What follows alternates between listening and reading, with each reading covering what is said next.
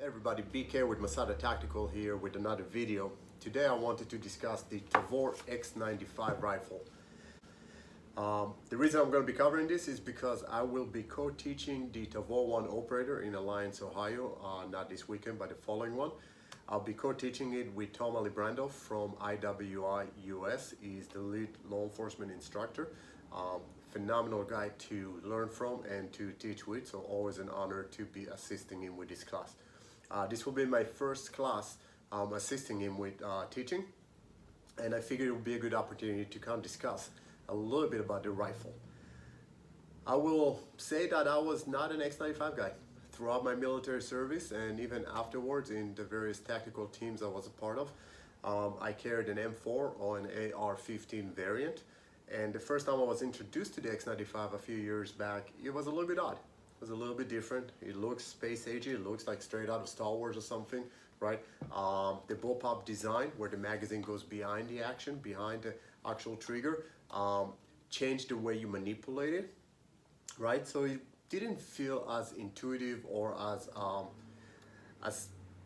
natural as you would feel to me to manipulate an AR. That said, with a little bit of training and kind of trying to block out all muscle memory a little bit, this became my preferred weapon of choice, and it becomes real easy to manipulate. And when you learn how to do it right, it actually is a lot more intuitive and a lot more natural than an AR. It just makes sense.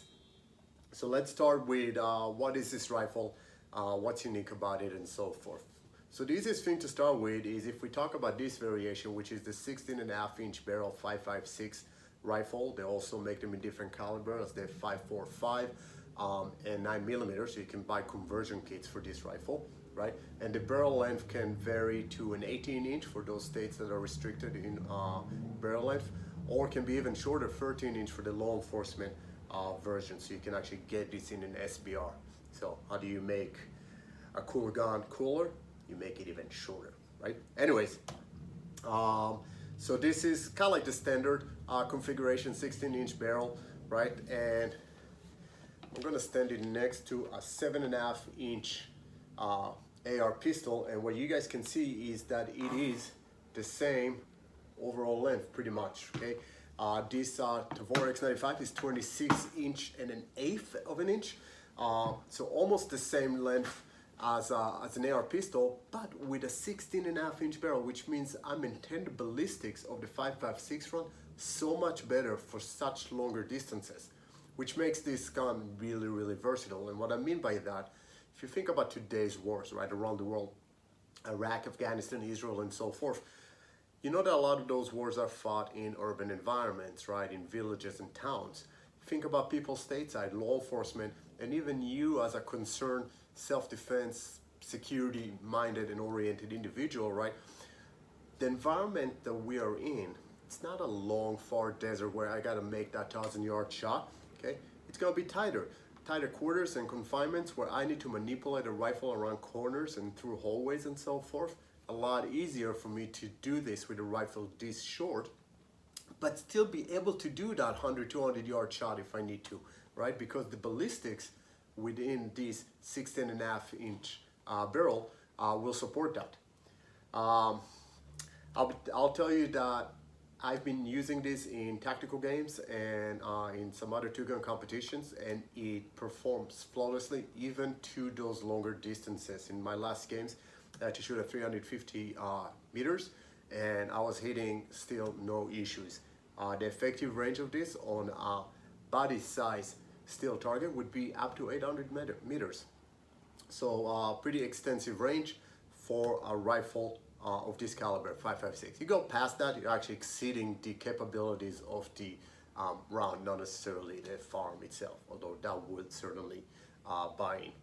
All right, what else? Obviously there's a muzzle brake at the end, just kind of like any other AR. This is the birdcage style muzzle brake, which also has a slight compensator. The reality is, because this is so rear heavy, okay, the weight distribution is different than an AR. AR would be heavier on the front because that's where the barrel is and that's the heavier part. But here the barrel actually runs all the way to here, right?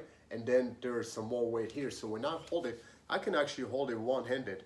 I can do one-handed shots and very little fatigue sets in because the weight is supported here. I don't have to fight it going forward and me fighting to keep it up, right? So that makes it even more comfortable, right? All the controls are the same place that you would expect them on an AR. So I have my magazine release right here. I have my safety and my selector right here. The law enforcement variation can be configured to fully automatic as well. The charging handle is forward setting, which means I don't need to run into my face when I'm trying to do a manipulation or move it away from me. I can manipulate everything here, which makes it very easy to stay on target while manipulating if I need to. I can still see down the chamber, which is right here, the ejection port, if I need to see what type of malfunction I'm dealing with at any point in time. The way the bolt catch works is right back here, which means, I'm gonna do it from this side. If I take a magazine and I put it in, my thumb is already located where that latch would be and it drops it. So it's one move, putting the magazine in and releasing that bolt. I can get back into the fight at hardly no time.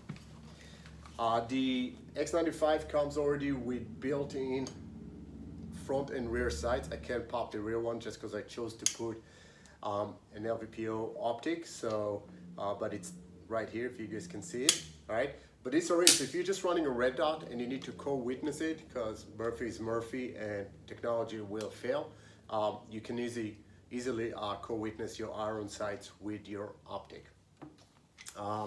Look at all the real estate I have on this one. The rail, all the way from the front here, all the way to the rear here. That's a lot of real estate for me to put optics, lights, magnifiers if you want to, and so forth.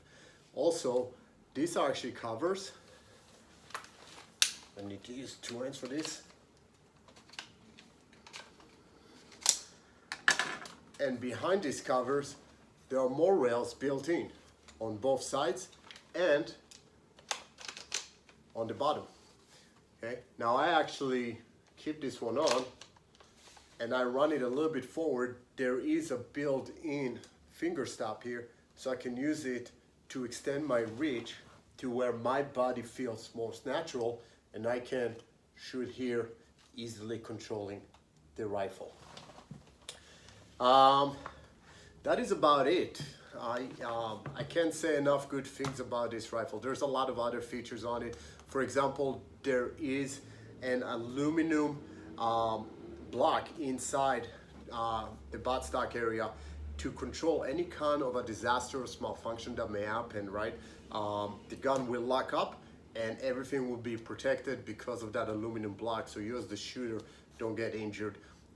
There's other safety features built in, a bunch of QD mounts on both sides, so I can put a sling anywhere I want to. This rifle can be configured from right-handed to left-handed easily. All you need is to get obviously a left-handed bolt so the rounds are ejected the other side. But the block on this side will move to this side, therefore exposing an ejection port on the other side. So again, super easy. Doing any kind of field stripping for cleaning and maintenance is simple. You really don't need tools. If you need a tool, you can use a round, a cartridge, to pop a few of the little pins out, and you're in the game. So easily to do on the field. You can change the barrels in the field real easily, and so forth. Anyways, so this wouldn't be a full video without a little bit of a sales pitch. So first of all, we carry them on Masada.